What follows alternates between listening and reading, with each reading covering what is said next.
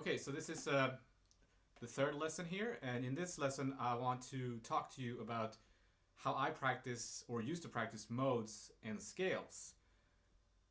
Because there is a problem for us guitar players when we're learning scales, at least for me there was a problem, that we learn like, let's say, a C major scale.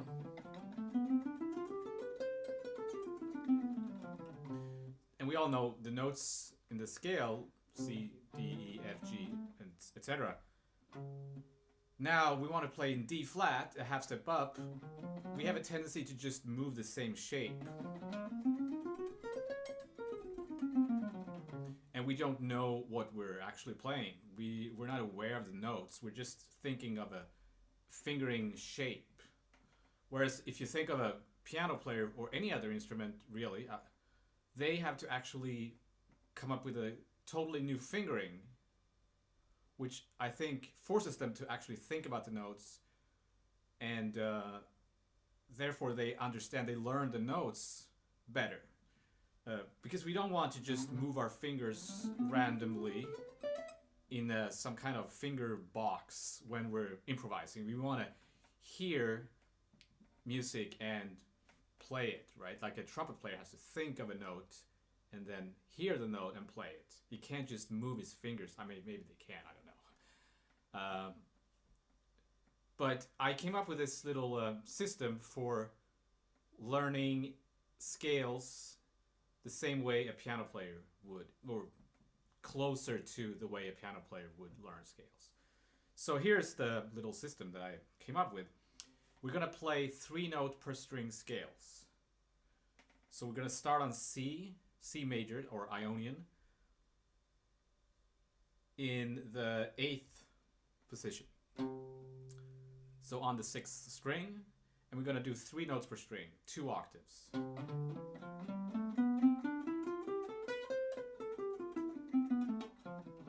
You can find all this stuff on my blog.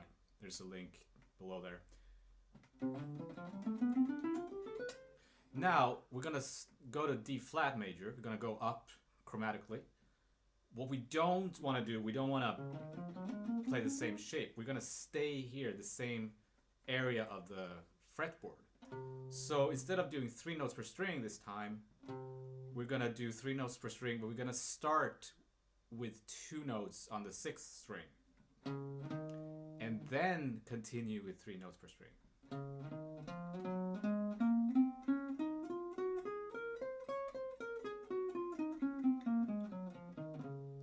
So if I do the C majors and then the D flat major after one another,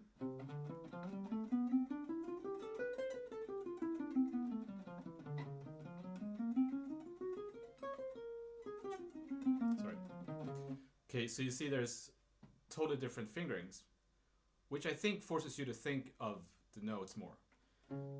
D major next, right? This time we're gonna start with 1 note on the 6th string with the pinky, and then we're gonna continue with 3 notes per string.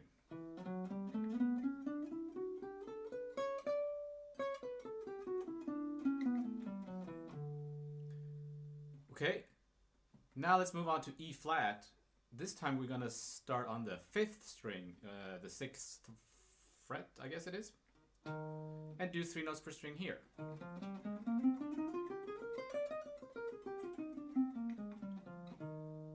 Okay. E major, we're gonna start with the 2nd finger and do 2 notes, and then 3 notes per string. Here we have a little problem because we're going to run out of notes or space. So I do a slide.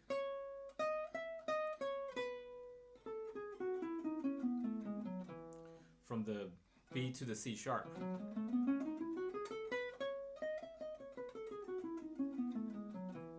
Okay. Then F.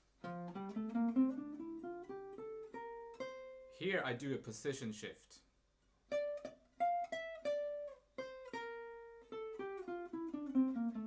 Doesn't really matter really how you decide to finger that, as long as it works. But what I do 2 notes and then I do a position shift, 3 notes.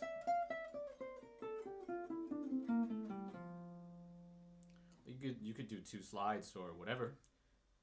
Okay, so then now we're done. Then you start somewhere else. You start with A major and do the same procedure. And also you want to continue with the modes, right? So next would be Dorian.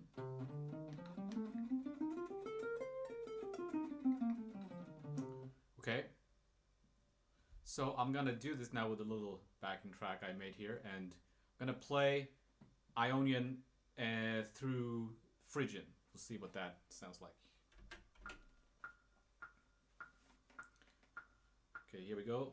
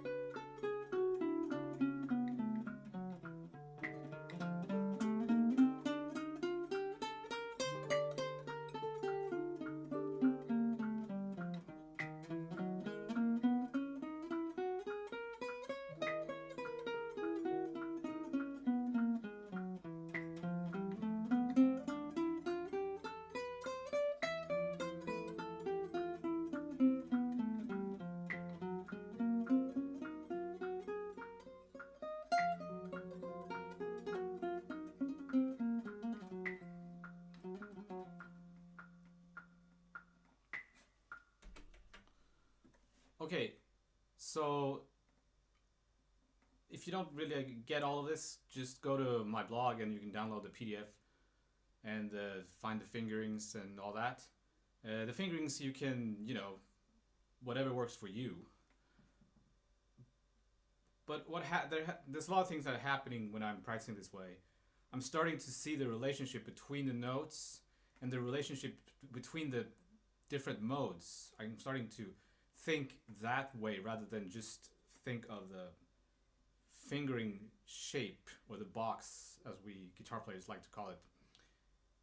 And this exercise is not to build speed or anything like that. It's an exercise to learn the notes of the modes. And so you don't have to do it fast. But, I mean, you can still think about the technique you're using, proper picking, whatever your picking approach is, and try to make it sound good. Try to make the notes long and all that, and even. But the primary objective of this exercise is to think of the notes and learn the notes of the different modes. And then you move on, for the more advanced player, you move on with all the the jazz minor modes or melodic minor modes and that. So I hope you'll get something out of this, and see you next time.